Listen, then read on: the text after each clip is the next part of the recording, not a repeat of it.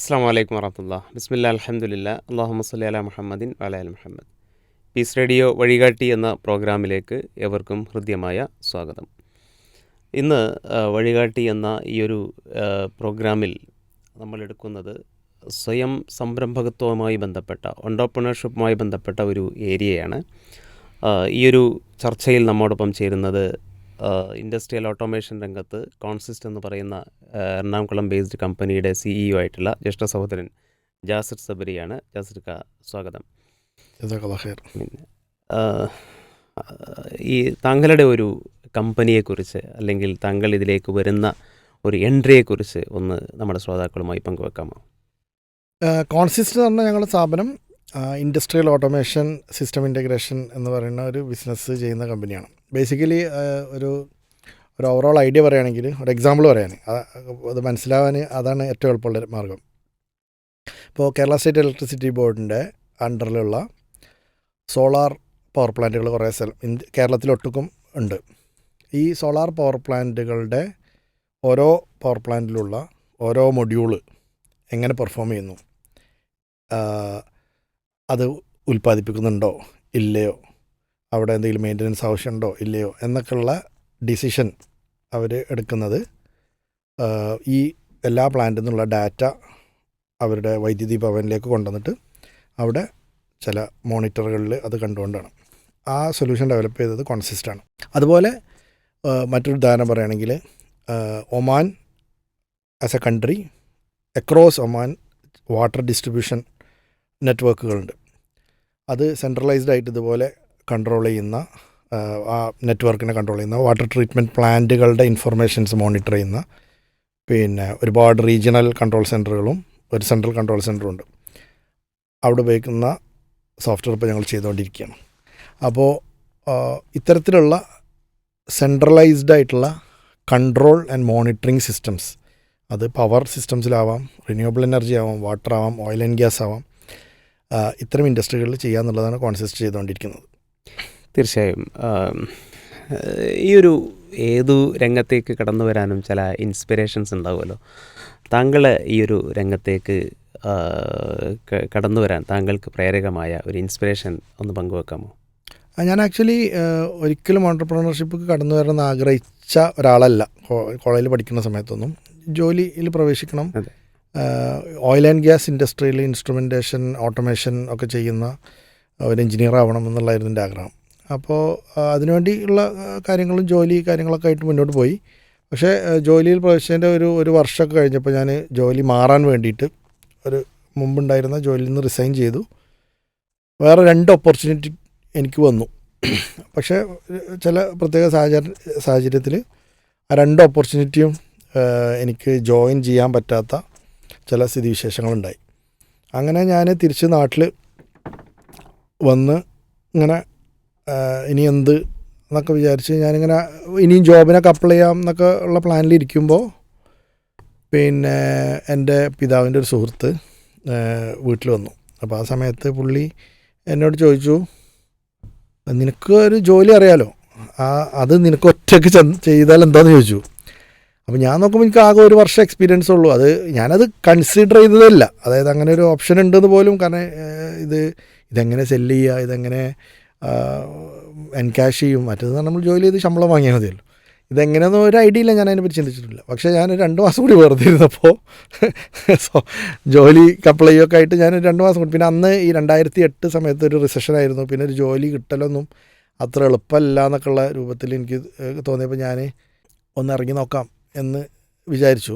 അപ്പോൾ അതിലെനിക്ക് കിട്ടിയൊരു ഗുണം എന്താ വെച്ചാൽ, ഞാൻ മുമ്പ് ജോലി ചെയ്ത സ്ഥാപനത്തിൽ എനിക്ക് പകരം ഞാൻ ചെറിയൊരു കമ്പനിയായിരുന്നു. അവിടെ 2 എഞ്ചിനീയേഴ്സ് ഉള്ളായിരുന്നു. ഒരാൾ കോയമ്പത്തൂർ, ഒരു ബാംഗ്ലൂർ. ഞാൻ ബാംഗ്ലൂരായിരുന്നു. ഈ ബാംഗ്ലൂരിലുള്ള കസ്റ്റമേഴ്സിന് സർവീസ് കിട്ടാതെ അവർ വേറെ ആളെ എന്താ പറയുക, ഇവർ റിക്രൂട്ട് ചെയ്യുന്ന സമയത്ത്, അപ്പോൾ ഞാൻ അവിടെ ഇരുന്ന സമയത്ത് ഞാൻ 1-2 കസ്റ്റമേഴ്സിന് ഞാൻ അഭേദ്യമായ സേവനം അവർക്ക് കൊടുത്തിട്ടുണ്ട്. ഇപ്പോൾ ഹോളിഡേയ്സിൽ അവർ ചിലപ്പോൾ വിളിക്കും എന്തെങ്കിലും കാര്യങ്ങൾക്ക്, അപ്പോൾ ഞാൻ പോവും. അപ്പോൾ അവിടെയുള്ള ഒരു സീനിയറായിട്ടുള്ള ഒരു സതീഷ് കുമാർ എന്ന് പറഞ്ഞ സാറുണ്ട്. പുള്ളി എന്നെ വിളിച്ചു എൻ്റെ നമ്പറിൽ. എന്നിട്ട്, Jasir, I need your help, ഞങ്ങൾക്കൊരു ഓഡിറ്റ് ഉണ്ട്, ഒരു ചെറിയ വർക്ക് ഉണ്ട്, ഒന്ന് വരുമോ എന്ന് ചോദിച്ചു. അപ്പോൾ ഐ വാസ് വെരി ഹാപ്പി. എനിക്ക് വേറെ പണിയൊന്നുമില്ല, ഞാൻ വെറുതെ ഇരിക്കുന്നു. വെൽക്കം എന്ന് പറഞ്ഞ് ഞാൻ പോയി എനിക്ക് ആ വർക്ക് ചെയ്ത് കൊടുത്തു. പിന്നെ എനിക്ക് മുമ്പത്തെ സാലറി 15,000 ഉറുപ്പ്യായിരുന്നു. ഒരു ദിവസം വർക്കിന് എനിക്ക് 10,000 ഉറുപ്പ്യ അയാൾ ഇൻവോയ്സ് ചെയ്ത് തരാൻ പറഞ്ഞു. 10,000 റുപ്പീസ് ഈസ് പെയ്ഡ്. അപ്പോൾ ഞാൻ വിചാരിച്ചോ അത് കുഴപ്പം സ്വാഭാവികമായിട്ട്. അപ്പോൾ ഞാൻ പിന്നെ അത് റിപ്പീറ്റ് വരുമോന്നൊന്നും അറിയില്ല. പക്ഷെ തിരിച്ചു വന്നപ്പോൾ എനിക്ക് ഒരു ഐഡിയ സ്ട്രൈക്ക് ചെയ്തു. തിരക്കട്ടെ, നമുക്കൊന്ന് ചെയ്ത് നോക്കാവുന്ന പിന്നെ ഒന്നും നഷ്ടപ്പെടാനൊന്നുമില്ല. ആ സമയമാണ് ഏജ് 24 വയസ്സുള്ളൂ. അങ്ങനെ ഞാൻ എൻ്റെ ഒരു പാർട്ട്ണറെ കിട്ടിയാൽ തുടങ്ങാമെന്നുള്ള ആൾക്ക് ഞാൻ ഇങ്ങനെ പാർട്ട്നേഴ്സിനെ അന്വേഷിച്ച് ക്ലാസ്മേറ്റ്സിനും അവരൊക്കെ വിളിച്ചു. അങ്ങനെ എൻ്റെ ക്ലാസ്മേറ്റായിട്ട് ഒരാളാണ് ആദ്യമായിട്ട് ഒരു പാർട്ട്ണറായിട്ട് ജോയിൻ ചെയ്യാം, നമുക്ക് ട്രൈ ചെയ്ത് നോക്കാമെന്നുള്ള ആൾക്ക് വന്നത്. പക്ഷെ തുടങ്ങി കഴിഞ്ഞപ്പോഴാണ് നമ്മൾ തുടങ്ങി ഒരു 3 മാസം ഞങ്ങളൊക്കെ ഓഫീസിൽ ഇങ്ങനെ ഇരിക്കുകയാണ്, ഓരോന്ന് ബ്രെയിൻ സ്റ്റോം ചെയ്ത് വെറുതെ എന്താ ചെയ്യാമെന്നൊന്നും ഒരു ഐഡിയ ഇല്ല. പലതും ഇങ്ങനെ പല ആൾക്കാരും വിളിക്കും, ട്രൈ ചെയ്യും. അങ്ങനെയൊക്കെ ചെയ്യുന്നതിൻ്റെ ഇടയ്ക്ക് എനിക്ക് പിന്നെ നമ്മുടെ ഒരു റിലേറ്റീവ് വഴി ഒരു ഓപ്പർച്യൂണിറ്റി വന്നു ഒരു വർക്ക് ചെയ്യാനുള്ള. അപ്പോൾ അങ്ങനെയാണ് നമ്മൾ പിന്നെ അവിടുന്ന് അങ്ങോട്ട് പിന്നെ നമ്മൾ ഒരു വർക്ക് കിട്ടി. പിന്നെ then it was like history. പിന്നെ അങ്ങനെ ഓരോ കാര്യങ്ങൾ വന്നു തുടങ്ങി.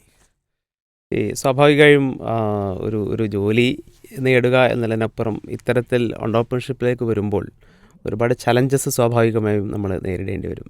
ജാസിർക്കയുടെ ഒരു എക്സ്പീരിയൻസിൽ അത്തരത്തിൽ എടുത്തു പറയാവുന്ന ചലഞ്ചസ് എന്തൊക്കെയായിരുന്നു? അതിലേറ്റവും വലിയ ചലഞ്ച് ഞങ്ങൾ ഫേസ് ചെയ്തത് പിന്നെ കോവിഡാണ്. കോവിഡിൽ കാരണം എനിക്ക് ആ ചലഞ്ച് വന്നതിന് ശേഷം ബാക്കി എല്ലാ ചലഞ്ചും ഞാൻ മറന്നു എന്നുള്ളതാണ്. അത്രയും വലിയൊരു ചലഞ്ചായിരുന്നു. ഞങ്ങൾ 2009 തുടങ്ങിയത്. കോവിഡ് വന്നത് 2020. ഞാൻ ആ സമയത്ത് ഈ കോവിഡിൻ്റെ ലോക്ക്ഡൗൺ ഉണ്ടാകുന്ന തലയാഴ്ച ഞാൻ സൗദി അറേബ്യയിലെ ഒരു ബിസിനസ് ട്രിപ്പിലാണ്. അപ്പോൾ ഞാനിവിടുന്ന് ആ ട്രിപ്പ് പോകാൻ വേണ്ടിയിട്ട് ഒന്ന് പോകുമ്പോൾ തന്നെ ഞാൻ ശ്രീലങ്കൻ എയർലൈൻസിലാണ് പോകുന്നത്. അപ്പോൾ കൊളംബോയിൽ ട്രാൻസിറ്റ് ചെയ്യുമ്പോൾ കുറേ ആൾക്കാർ മാസ്ക് വെച്ചിട്ടുണ്ട്. അപ്പം ഞാൻ നോക്കുമ്പോൾ ഞാൻ മുമ്പ് ആ എയർപോർട്ട് വഴി പോയിട്ടില്ല.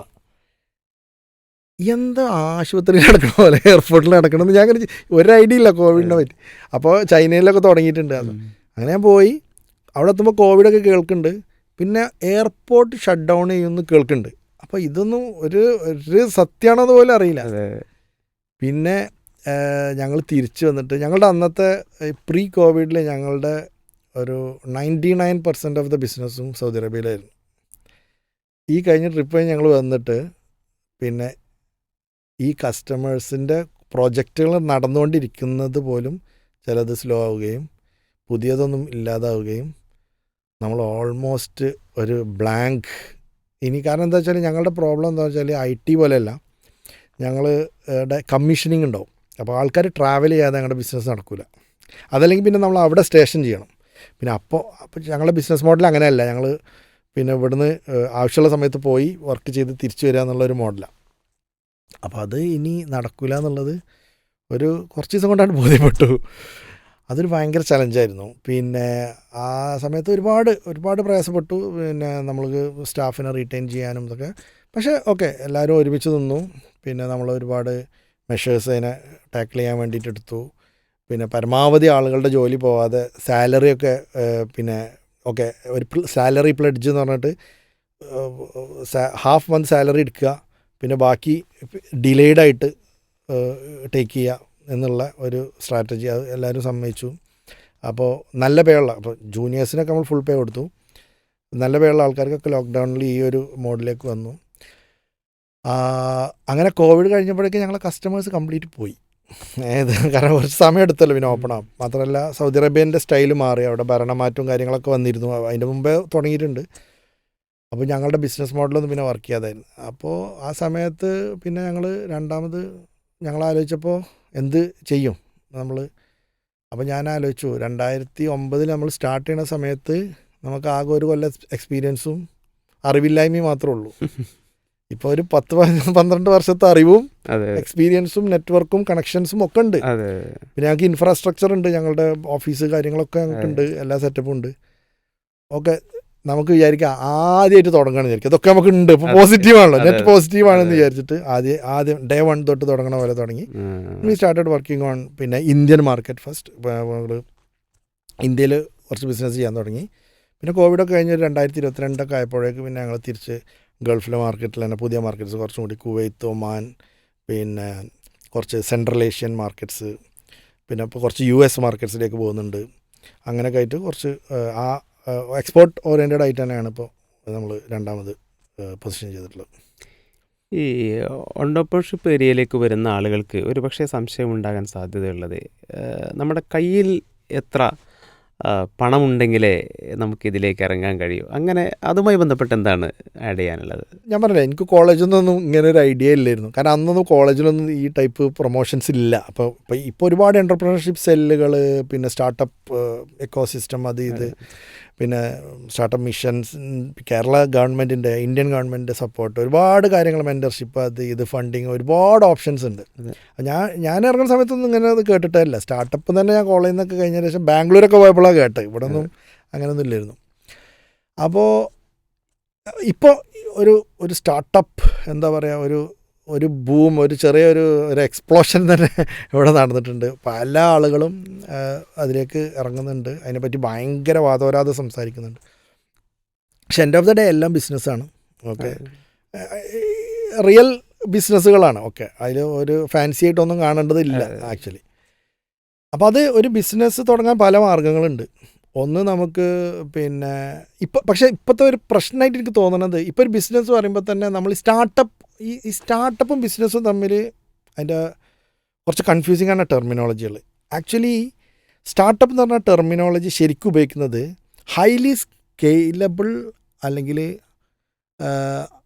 രണ്ട് ഇത് പറയാം. ഒന്ന് ഹൈലി സ്കെയിലബിൾ ബിസിനസ്സിനെ കുറിച്ചാണ് സ്റ്റാർട്ടപ്പ് എന്ന് പറയുന്നത്. സ്റ്റാർട്ടപ്പ് ചെയ്തു ഭയങ്കര വലിയ ബിസിനസ് ആവുക.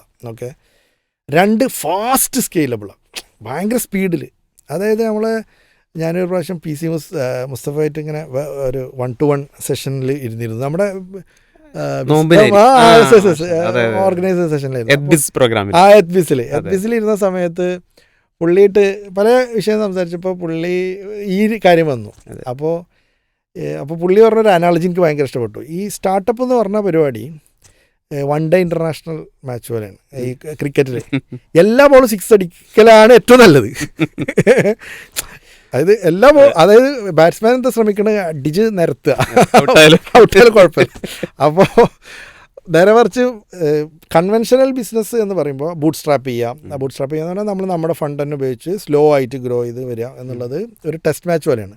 എല്ലാം 6 അടിക്കാൻ പറ്റൂല, പക്ഷെ ഇങ്ങനെ ഗെയിമിൽ ഉണ്ടാവുക എന്നുള്ളതാണ് കാര്യം, ഔട്ടാവരുത്.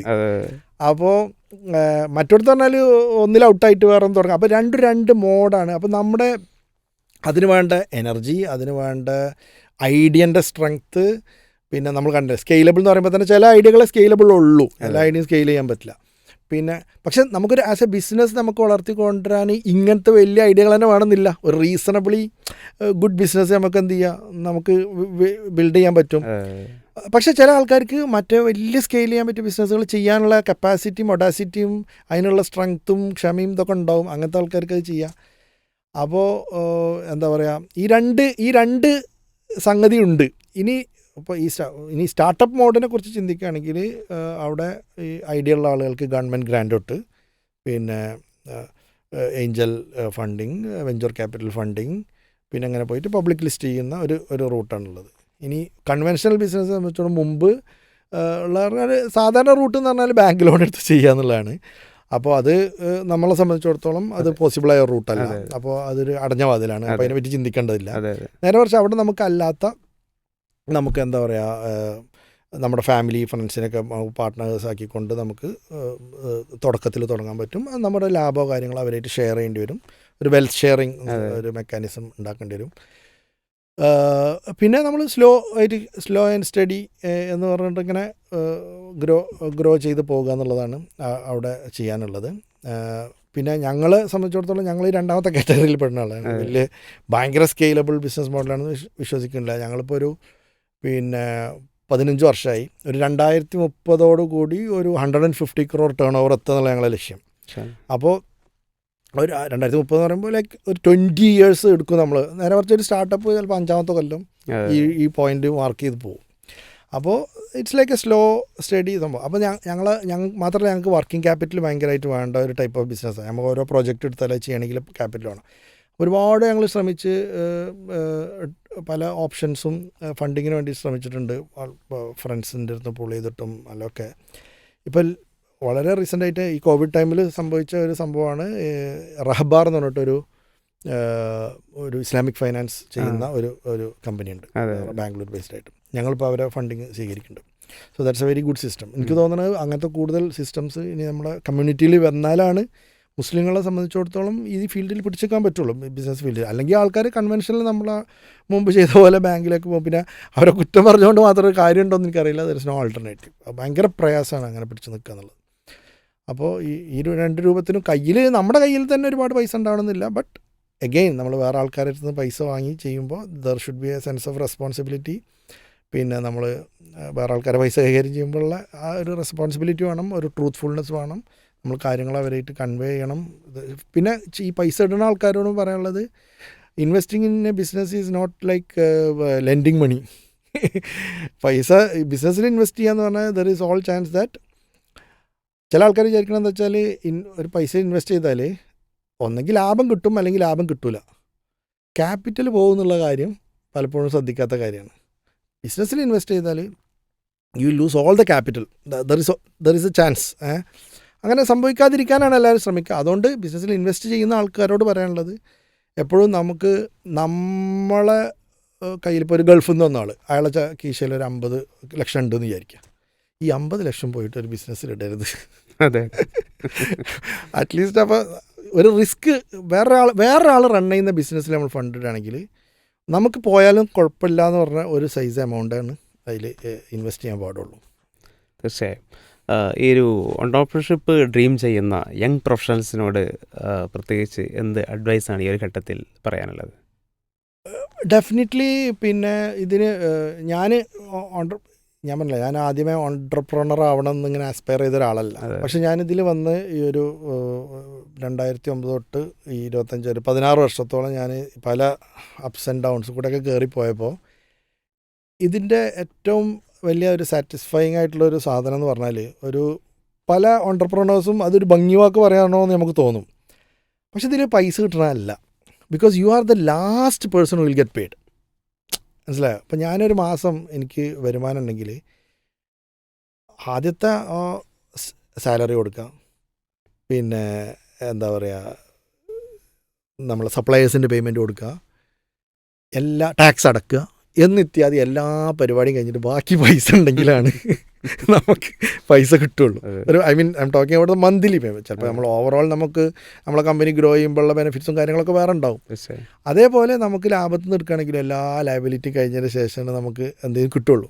അപ്പോൾ ഇതൊരു പൈസ കിട്ടുക എന്നുള്ള മാത്രമാണ് ഒരാളുടെ ഒബ്ജക്റ്റീവ് എന്നുണ്ടെങ്കിൽ ബിസിനസ്സിൽ അയാൾക്ക് ചിലപ്പോൾ ഒരു സന്തോഷം കിട്ടിക്കൊള്ളണമെന്നില്ല. നേരെ മറിച്ച് ഓക്കെ, പൈസ ഉണ്ടാകുമ്പോൾ പൈസ കിട്ടും. പക്ഷേ അതല്ലാതെ നമുക്ക് ഇതിൽ ഒരുപാട് കാര്യങ്ങളുണ്ട്. ഒന്ന്, നമ്മൾ ഒരുപാട് ആൾക്കാരെ കരിയർ ഗ്രോത്തിൽ നമുക്ക് നല്ല ഒരു പങ്ക് വഹിക്കാൻ പറ്റും. നമ്മൾ അവരെ ട്രെയിൻ ചെയ്യാൻ പറ്റും. അവർ ഗ്രോ ചെയ്യണം, നമ്മളിങ്ങനെ കാണും. അവർ നന്നായി പോകണം, അവർ നല്ല കുടുംബം ബിൽഡ് ചെയ്യണം, ഒക്കെ നമുക്ക് കാണാൻ പറ്റും. അതേസമയം നമ്മൾ ചെയ്യുന്ന പണി നമുക്കിഷ്ടമുണ്ടെങ്കിൽ, അപ്പോൾ എനിക്കിഷ്ടമുള്ള, എപ്പോഴും നമുക്ക് ഏറ്റവും ഇഷ്ടമുള്ള കാര്യം ബിസിനസ് ചെയ്യാൻ പാടുള്ളൂ. ഇഷ്ടമില്ലാത്ത കാര്യങ്ങൾ പോയിട്ട് വേറെ ആളൊപ്പം പാർട്ട്ണറാവുക, പരിപാടികൾ ചെയ്യരുത്. അപ്പോൾ എന്നെ സംബന്ധിച്ചത് ഞാൻ പറഞ്ഞില്ല, എൻ്റെ പാഷനായിരുന്നു ഇൻഡസ്ട്രിയൽ ഓട്ടോമേഷനിൽ എത്തുക എന്നുള്ളത്. അപ്പോൾ ഞാൻ അത് തന്നെ ചെയ്യുമ്പോൾ ചിലപ്പോൾ ചില പ്രോജക്റ്റിൽ നിന്ന് ലാഭമൊന്നും കിട്ടിയില്ലെങ്കിലും ആ സംഗതി വർക്ക് ചെയ്ത്, ഇപ്പോൾ ഞാൻ എന്താ പറയുക, ചില പ്രോജക്റ്റൊന്നും ചിലപ്പോൾ നമുക്ക് ഭയങ്കര പ്രോഫിറ്റബിൾ ആയിക്കൊള്ളണമെന്നൊന്നുമില്ല. പക്ഷേ ആ സംഗതി വർക്ക് ചെയ്യുന്ന കാണുമ്പോൾ you will get A feel of എന്താ പറയുക, ഒരു സാറ്റിസ്ഫാക്ഷൻ. അപ്പോൾ നമുക്ക് നല്ല പാഷനേറ്റ് ആയിട്ടുള്ള, വെറും മണി മോട്ടിവേറ്റഡ് ആയിട്ടല്ലാതെ ഒരു ഹയർ ലെവലിൽ നമുക്ക് ചില കാര്യങ്ങൾ എൻജോയ് ചെയ്യാൻ പറ്റിയൊരു സാധനമായിട്ട് ഇതിനെ കണ്ടാൽ ദിസ് ഈസ് വെരി എൻജോയബിൾ. പക്ഷേ at the same time very challenging. പിന്നെ നല്ല സപ്പോർട്ട് നമ്മുടെ ഫാമിലി, ഭാര്യ, മക്കൾ, കുട്ടികൾ, പാപ്പ, അമ്മയൊക്കെ തരണം. കുറേ കാലം സഹിക്കേണ്ടി വരും. പല കാര്യങ്ങളും നമ്മളെ പ്രസൻസ് ഒരു പ്രശ്നമാണ്. ട്രാവല് കാര്യങ്ങളൊക്കെ വരുമ്പോൾ സ്വാഭാവികമായിട്ടും ആ പ്രശ്നങ്ങളുണ്ടാവും. അപ്പോൾ അതൊക്കെ ഓവർകം ചെയ്യാൻ എല്ലാവരും ഉണ്ടെങ്കിൽ then it's A good go. തീർച്ചയായും വളരെയധികം സന്തോഷമുണ്ട് ഈ ഒരു ഘട്ടത്തിൽ പീസ് റേഡിയോയുമായി താങ്കളുടെ അനുഭവങ്ങളിൽ നിന്നുകൊണ്ടുള്ള വളരെ വാല്യുവബിൾ ആയിട്ടുള്ള പോയിൻറ്റ്സ് പങ്കുവച്ചതിൽ. ഈ ഒരു എപ്പിസോഡ് ഇവിടെ അവസാനിക്കുകയാണ്. ജസാക്കുമുല്ലാഹു ഖൈറ. ബാറകല്ലാഹു ഫീക്കും. അസ്സലാമു അലൈക്കും വറഹ്മത്തുള്ളാഹി വബറകാതുഹു. അസ്സലാമു അലൈക്കും.